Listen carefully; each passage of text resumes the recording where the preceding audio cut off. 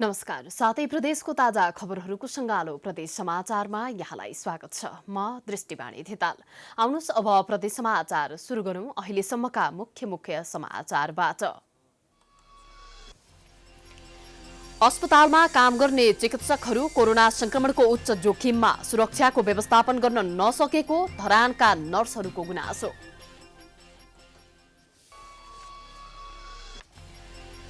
वर्षौंदेखि जोखिमपूर्ण यात्रा गरेका जोचीको पूर्वी चौकी गाउँपालिकाका स्थानीयको समस्या टर्यो।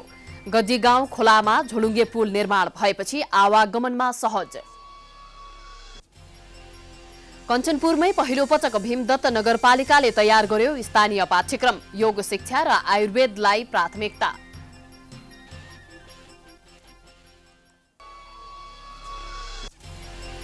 र कोरोना संक्रमणका कारण देशका औद्योगिक क्षेत्रहरू प्रभाव बन्द भएका कारण उद्योगका लागि सरकारले राहत योजना नल्याएको हेटौडाका उद्योगीहरूको गुनासो।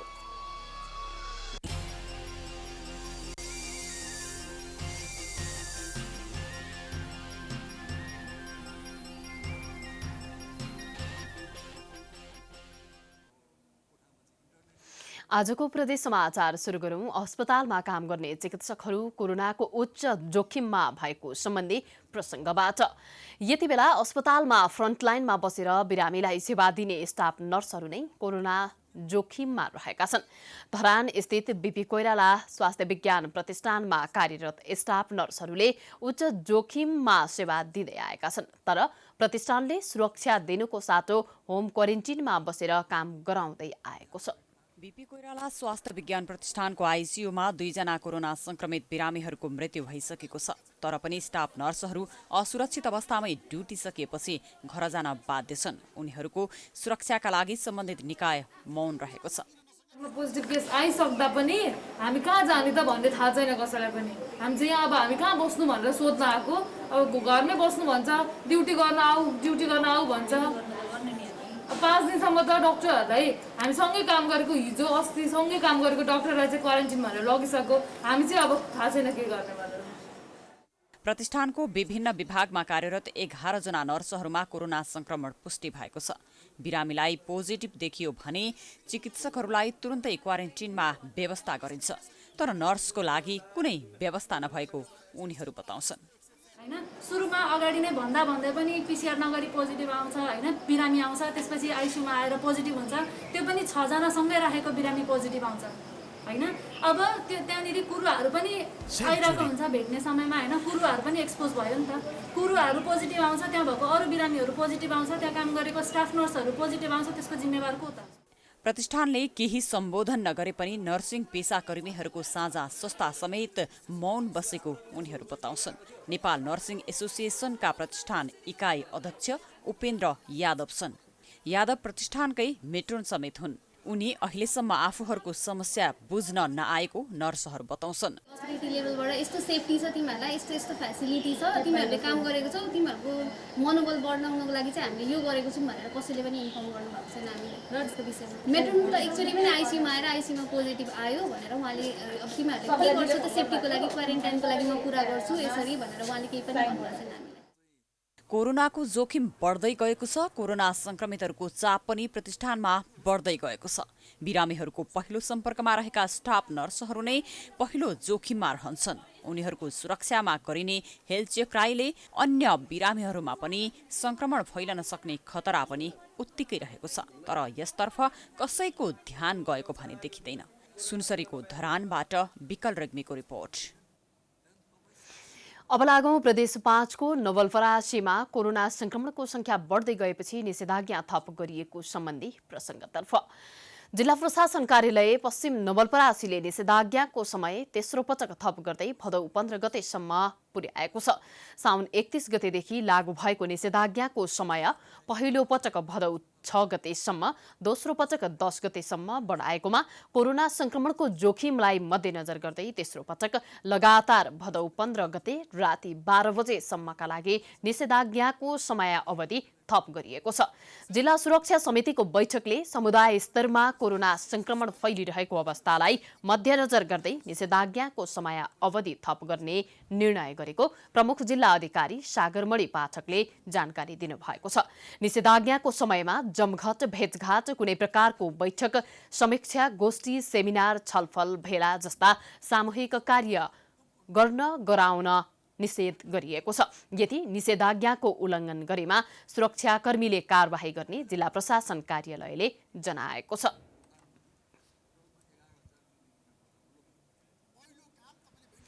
अब लागौं प्रदेश 1 को धनकुटामा 24 गाउँपालिकाले एक हप्ताका लागि सवारी साधन प्रवेशमा रोक लगाएको सम्बन्धी प्रसङ्गतर्फ कोरोना भाइरस संक्रमण दिन प्रतिदिन बढ्दै गएपछि त्यसको जोखिमलाई रोक्न धनकुटाको 24 गाउँपालिकाले एक हप्ताका लागि सवारी साधन प्रवेशमा रोक लगाएको छ। कोरोना संकट व्यवस्थापन समिति CCMC ले 24 को आकस्मिक बैठकले 24 गाउँपालिकामा भदौ 10 गतेदेखि भदौ 16 गतेसम्मका लागि एम्बुलेन्स, सब वाहन र सरकारी सवारी साधन बाहेकका सम्पूर्ण सवारी साधनलाई गाउँपालिका प्रवेशमा निषेध गरिएको 24 गाउँपालिकाका अध्यक्ष खजिन्द्र राईले जानकारी दिनुभएको छ।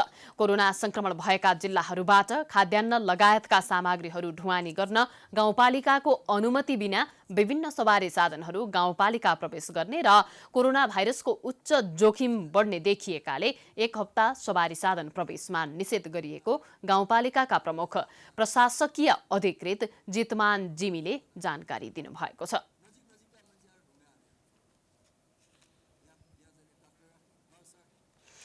अबको पालोमा सुदूरपश्चिम प्रदेशको डोटीमा स्थानीय खोलामा झोलुङ्गे पुल निर्माण भएपछि आवागमनमा सहज भएको सम्बन्धी प्रसङ्ग रहेको छ।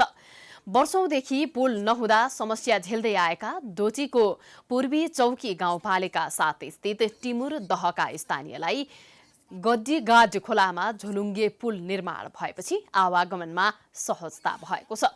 खोलामा पुल नहुँदा बर्खाको समयमा त्यस क्षेत्रका स्थानीयले जोखिमपूर्ण यात्रा गर्नु परेको थियो। पुल निर्माण भएपछि स्थानीय निकै खुसी भएका छन्। गण्डीगाड खोलामा पुल निर्माण नहुँदा पूर्वी चौकी गाउँपालिकाका स्थानीय जोखिममा खोला तर्न बाध्य भएका थिए। तर यस वर्ष झोलुङ्गे पुल निर्माण भएपछि स्थानीयलाई सहज भएको छ। वर्षाको समयमा खोलामा पानीको बहाव बढेसँगै खोला वारपार गर्न विद्यार्थीलाई जोखिम थियो। झोलुङ्गे पुल निर्माण भएपछि पूर्वी चौकी गाउँपालिका 7 टिमुर दहका स्थानीय हर्षित देखिन्छन्। धेरै खुसी छन्। यहाँको मान्छेले नै खुसी भइरहेको छ। पुल पनि राम्रो भइरहेको छ भनेर भन्छन्। अब आउट जाउट पनि भइरहेको छ। राम्रोसँग भइरहेको छ। काम पनि राम्रै भएको छ। संघीय मामिला तथा स्थानीय विकास मन्त्रालय र पूर्वी चौकी गाउँपालिकाको आर्थिक सहयोग तथा केदार ग्रामीण समाज नेपालको प्राविधिक सहयोगमा पुल निर्माण गरिएको हो। 93 मिटर लम्बाई पुल निर्माणका लागि 46,82,500 रुपियाँ लागत लागेको उपभोक्ता समितिले जनाएको छ। पुल निर्माण भएसँगै 106 घर धुरी लाभान्वित भएका छन्। अहिले हामीले यो पुल पर्दाखेरि सङ्घ संस्था र नेपाल सरकार अथवा धनी दाताहरूले हामीलाई चाहिँ यो पुलको पक्षमा हामी धेरै बहुत खुसीको साथ पुल निर्माणपछि खोला तर्ने समस्याबाट मुक्ति पाए पनि त्यस क्षेत्रका स्थानीयले शिक्षा, स्वास्थ्य, खानेपानी तथा सञ्चारको समस्याबाट भने वञ्चित हुनु परेको छ। स्थानीयको आधारभूत आवश्यकता पूरा गर्न राज्यले यसतर्फ समयमै ध्यान दिनुपर्ने देखिन्छ। डोटीबाट एकेन्द्र चन्दको रिपोर्ट।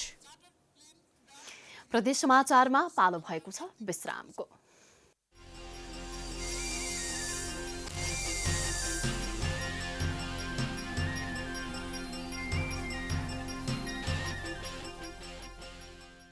प्रदेश समाचारमा विश्रामपछि स्वागत छ। अब लागौं सुदूरपश्चिम प्रदेशको कञ्चनपुरमा भीमदत्त नगरपालिकाले स्थानीय पाठ्यक्रम निर्माण गरेको सम्बन्धी प्रसङ्गतर्फ कञ्चनपुरको भीमदत्त नगरपालिकाले स्थानीय पाठ्यक्रम निर्माण गरेको छ। नगरपालिकाले योग शिक्षा र एकीकृत स्थानीय पाठ्यक्रम निर्माण गरेको हो।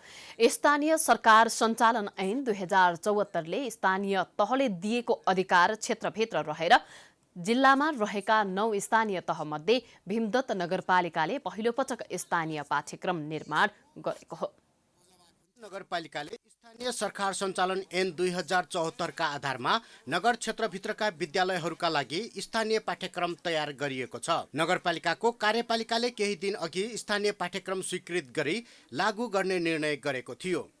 नगरपालिकाभित्र रहेका विद्यालयमा अध्ययन गर्ने विद्यार्थीको विकासका लागि स्थानीय पाठ्यक्रम निर्माण गरिएको र स्थानीय सरकार सञ्चालन ऐन 2074 मा स्थानीय सरकारलाई आफ्नो क्षेत्रभित्रको मौलिकता विषयवस्तुका आधारमा पाठ्यक्रम बनाउने अधिकार पाएसँगै त्यस अनुसार पाठ्यक्रम तयार गरिएको हो। भीमदत्त नगरपालिकामा स्थानीय स्तरमा कक्षा 1 देखि 8 सम्मको लागि जुन राष्ट्रिय पाठ्यक्रम प्रारूपमा व्यवस्था भए अनुसार 1 देखि 8 सम्मको स्थानीय पाठ्यक्रम लागू गर्नुपर्नेलाई कक्षा 8 सम्म आधारभूत तहको कक्षा 8 सम्म स्थानीय पाठ्यक्रम अनुसार पठन पाठन गर्नुपर्ने विषयहरूमा गर्नुपर्ने हुन्छ। नगरपालिकाले 2 किसिमका पाठ्यक्रम निर्माण गरेको छ, जसमा योग शिक्षा र आयुर्वेदलाई प्राथमिकता दिएको छ। एकीकृत पाठ्यक्रममा नगरको कृषि, धार्मिक क्षेत्र, संस्कृति, स्थानीय सम्भावना लगायतका विषय समेटिएको छ। योग शिक्षा कक्षा 1 देखि कक्षा 3 मा अध्ययनरत विद्यार्थीलाई पढाइनेछ भने नगरपालिकाको इतिहास, कला, साहित्य,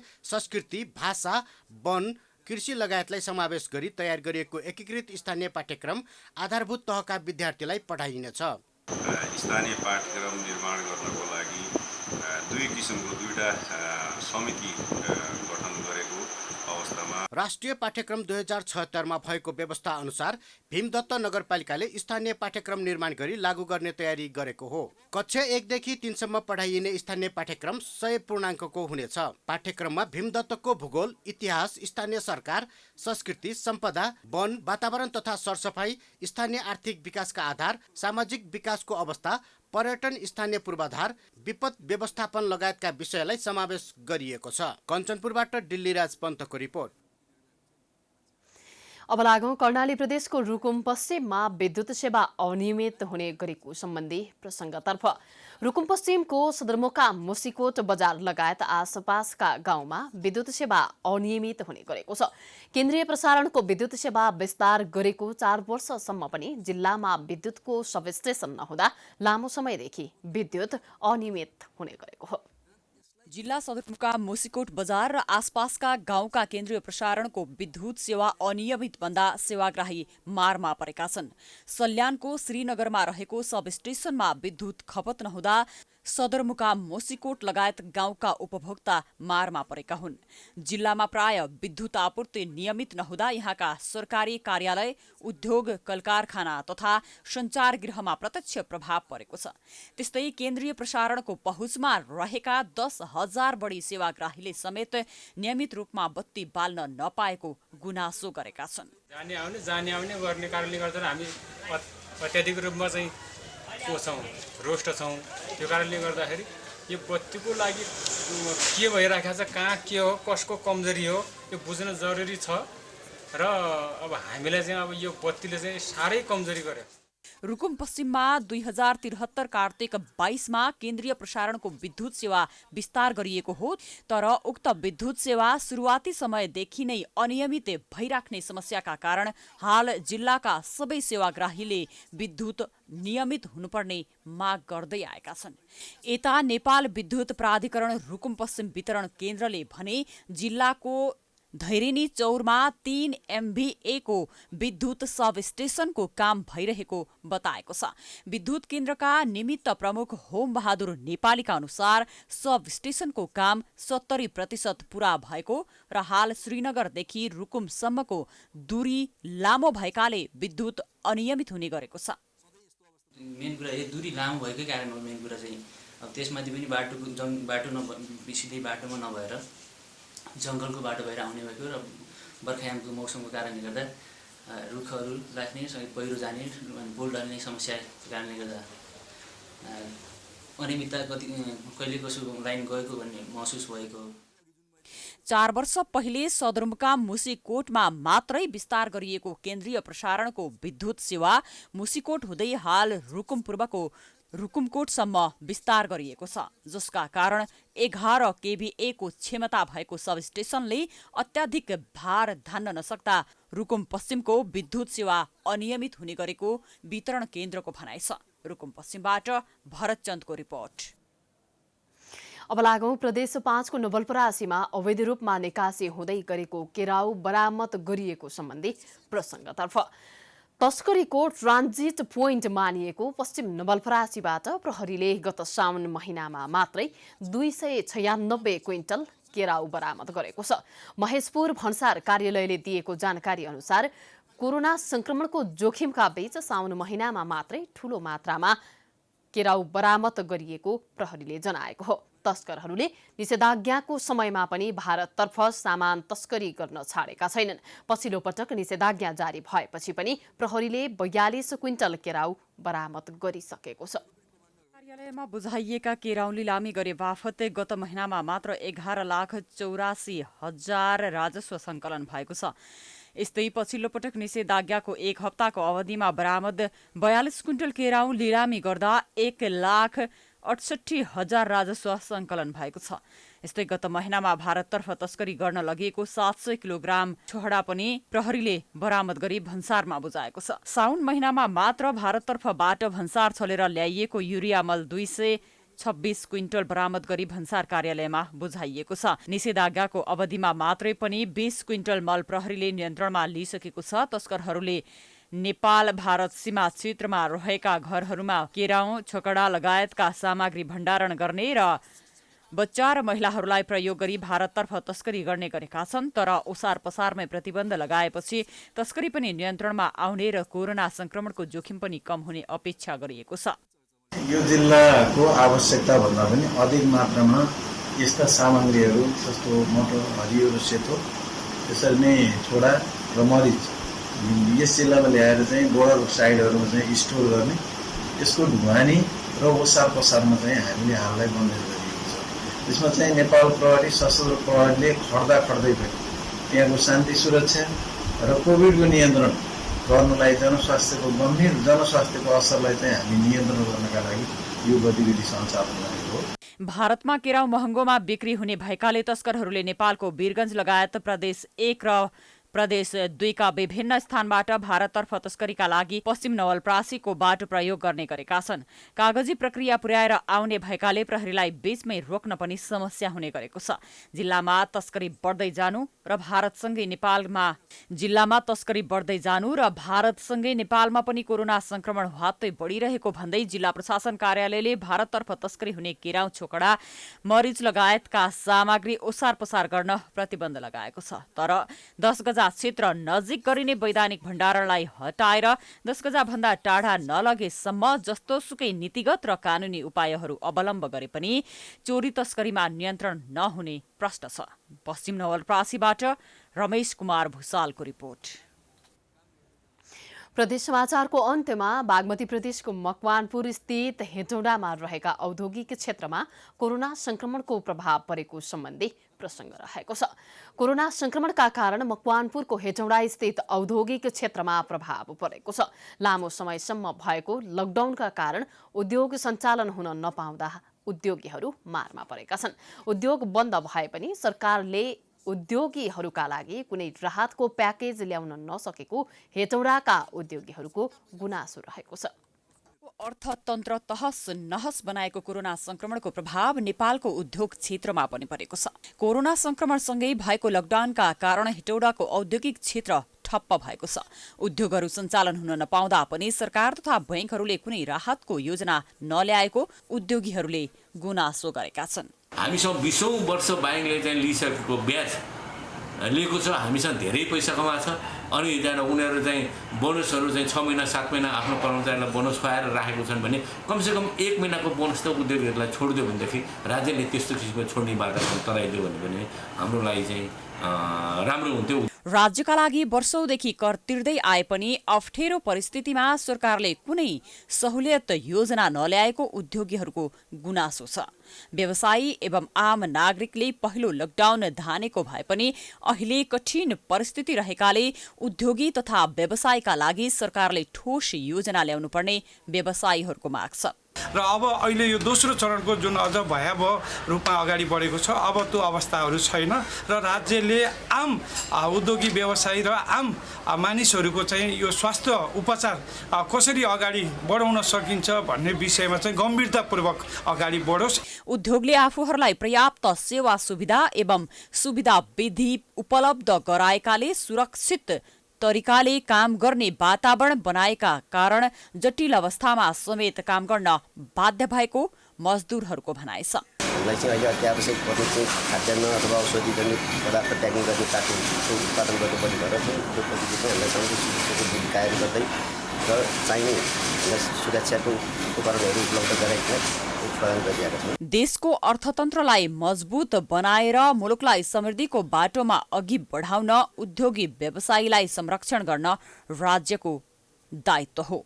मकवानपुरबाट दामो चौलागाईको रिपोर्ट। यो सँगै हामी प्रदेश समाचारको अन्त्यमा आइपुगेका छौं। जाँदा जाँदै प्रमुख समाचार पुनः एकपटक।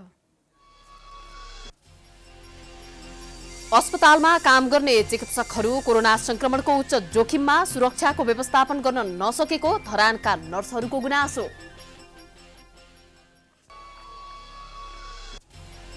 वर्षौंदेखि जोखिमपूर्ण यात्रा गरेका डोटीको पूर्वी चौकी गाउँपालिकाका स्थानीयको समस्या टर्यो। गञ्जी गाज खोलामा झोलुङ्गे पुल निर्माण भएपछि आवागमन सहज। कञ्चनपुरमै पहिलो पटक भीमदत्त नगरपालिकाले तयार गर्यो स्थानीय पाठ्यक्रम, योग शिक्षा र आयुर्वेदलाई प्राथमिकता।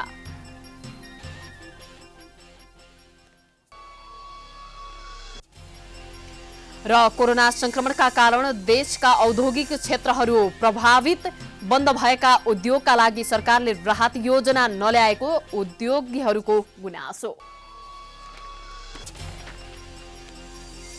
प्रदेश समाचार अहिलेलाई सकियो। प्राइम टाइम्स टेलिभिजन हेर्दै गर्नुहोला। नमस्कार।